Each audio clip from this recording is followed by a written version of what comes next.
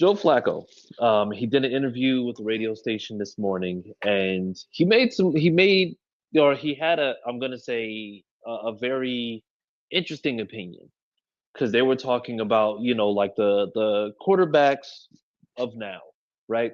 So what he said was, they asked him just like, what do you think about like the landscape of the quarterback now? And he's saying that there's a lot of teams that are just rushing guys out there. And he said that they're just rushing guys out there. Part of it is because of the fact that it's low risk when it comes down to money. Only because of the fact that if anybody remembers, when Sam Bradford was on his rookie deal or when he was signed to his rookie deal, guy was getting, I think it was like 4 years or like 3 years, 70 million or something like that. Like they were making, basically what, mid-tier wide receivers are making now, and they were making that just on a rookie contract.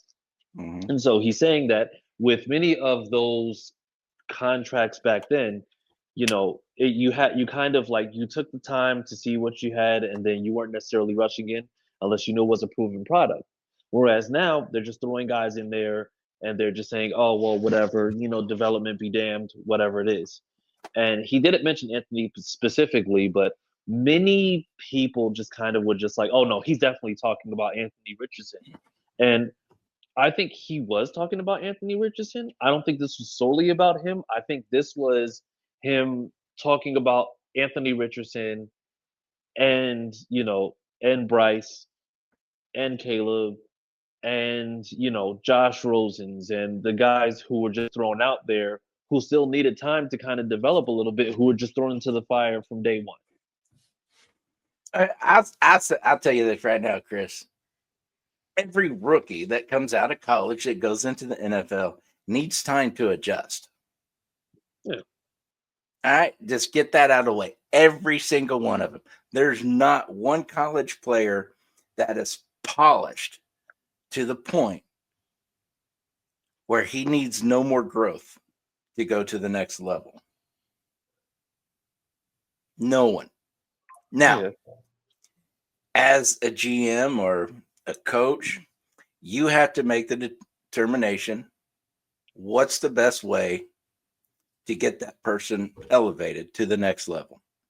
And a lot of people will say reps, reps, reps. We heard that about Anthony, right?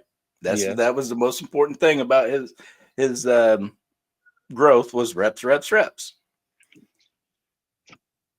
We've seen it where it paid off great dividends for a QB to be thrown to the wolves, learn from his mistakes, grow, move on, win a Super Bowl. We was hoping this would be the case with Anthony Richardson.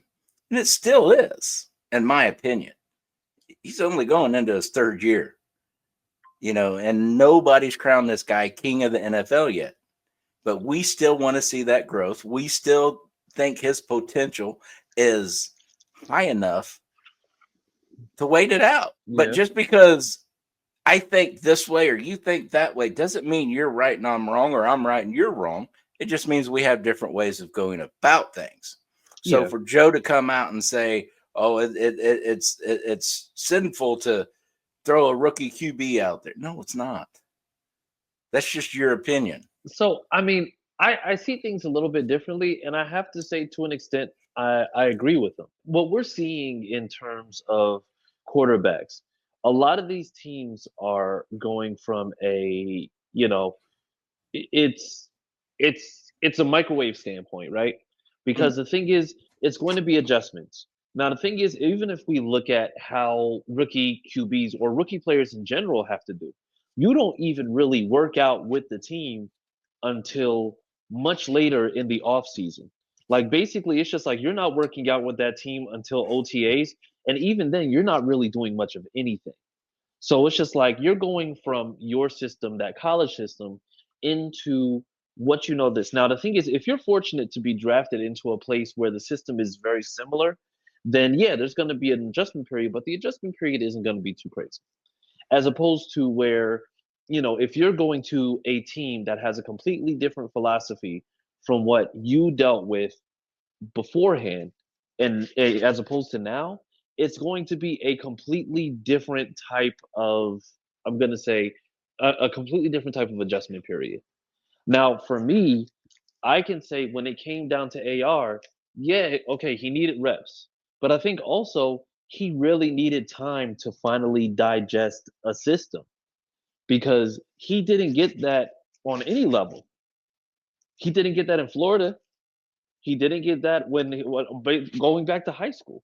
He was basically just going out there like high school. It was just him just using, physical attributes and freak athleticism to get by. And then, of course, you see that he's able to go into college. But then college, they're switching out offensive coordinators like underwear. And then now you have to have him in here, and we're saying, oh, yeah, get the reps, get the reps, get the reps. He needs to actually be able to sit down and digest a lot of these things. Now, now, then once again, I'm never going to take away from the fact that Anthony didn't play the best. Like he didn't play the best. He played with what he was given, and there was a lot of things that were left out there that could have been a lot better. But I think the other thing came down to the fact that you didn't put this man in a good position by keeping a defensive coordinator that wasn't going to give him nothing but guys just standing still in order to go ahead and show him what these defenses were looking like. Because when it came down to disguising coverages, when it came down to blitzes, when it came down to all these different looks, these weren't looks that he was prepared for because he wasn't seeing them until they're right there in front of him. And that's part of the learning on the fly that kind of just was like, okay, I get it, but also at the same time, they could have done better. Like could have done better with that as a whole. So I mean, I get the reps, I get that, but the thing is, there's quarterbacks that sat and didn't get the reps. that literally were able to just go ahead, just digest, just go ahead, just see what it is in practice, learn behind somebody who you're going to be able to go ahead and say, okay, why'd you throw it like that? Just to kind of go ahead and just make sure that you're learning on the fly so that when it's your turn, it's like, okay, now I can apply all these things that I've taken in within this last year, maybe 2 years, whatever it may be, and then hit the ground running. Because we can I see it. I see it. But the first thing that pops in my mind when you're speaking is Jordan Love. He sat behind Aaron Rodgers for 4 years. Mm-hmm. His first year out was not that great. Yes, it was. His first year, his first full season, yeah, as the starting QB. His second was even worse, primarily due to injuries. So I'm gonna throw some stats up. I know you got a look of bewilderness on your face, but he did not impress me for sitting for 4 years, and he's at the end of his rookie deal. So you're sitting there as a GM. Do you re-sign this guy for max? Live from the Sick Podcast Anvil Show. And if you like that clip that you just watched, please subscribe to our YouTube channel and follow us on all of your socials. It's going to be sick.